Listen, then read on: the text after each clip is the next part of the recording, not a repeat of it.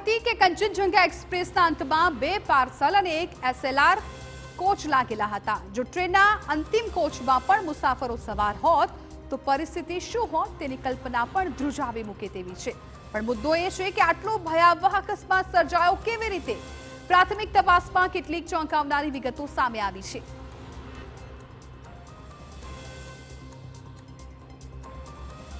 दुर्घटना सवारे 8:55 कलाके न्यू जलपाईगुड़ी स्टेशन नजीक रंगापानी में सर्जाई।